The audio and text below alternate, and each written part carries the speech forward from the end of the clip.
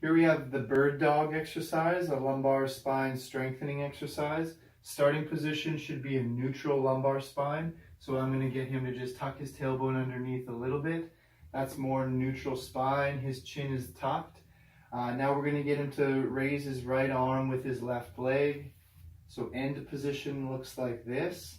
And then he's going to go back into the starting position and then do the other arm and leg.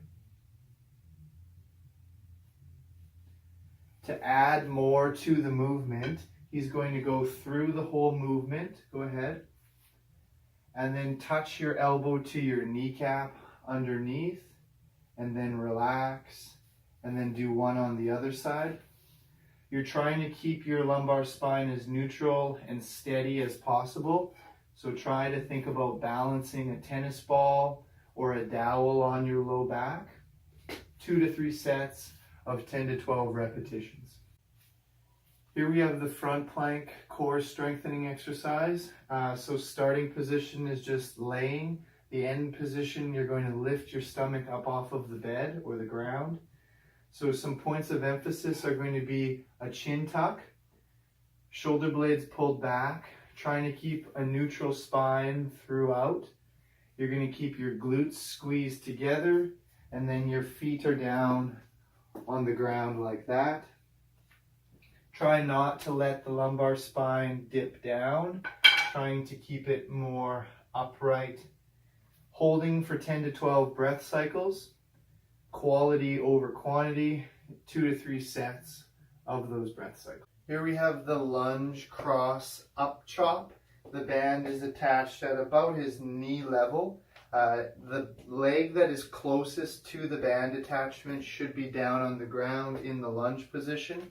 The goal of this is to stay as strong in both your core musculature in the back and the front as possible while rotating through your entire spine.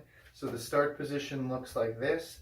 The end position looks like this. So he's getting that up over his left shoulder, and the core is preventing him from rotating to the right or side bending to the right and going back to the starting position.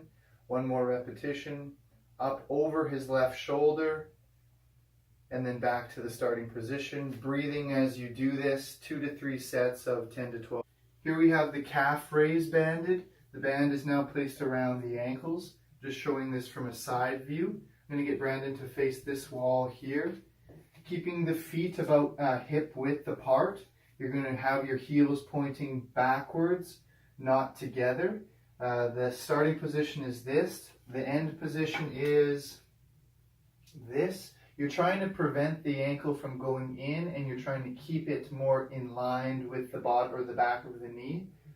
Going up in a second, holding for a second, and then lowering in 2 to 3 seconds. So up in 1 second, hold for 1 second, and then lower down in 2 to 3 seconds.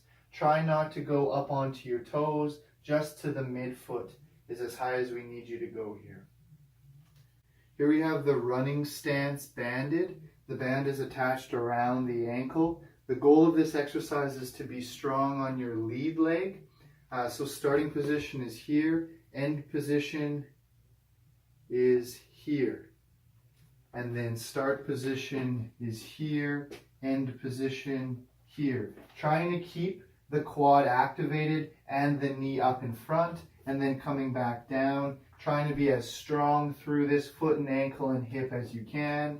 2 to 3 sets of 10 to 12 repetitions. We have banded shoulder external rotation. Starting position, all of the posture points. His chin is tucked, his thorax is neutral, and he has his shoulder blade pulled back. He's faced the band attachment.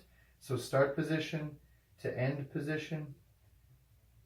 Try not to lead with your wrist. Keep your wrist neutral. End position would be right about here. So start position close to your belly button, end position away from your body, and you should feel that muscle effort coming in from that area there. 2 to 3 sets of 10 to 12 reps. I want you to go out in a second and then come back in 2 to 3 seconds. So the tempo should look like 1 second, hold for 1 second, and then 1, 2 seconds coming back. We have a shoulder press, but a stability shoulder press with the kettlebell upside down. The start position is here. The end position is above head. I'll get Brandon to look at the kettlebell when he does raise it above his head. So you're watching it as you go above. End position is there. Trying to not let the kettlebell fall forward, back, side to side.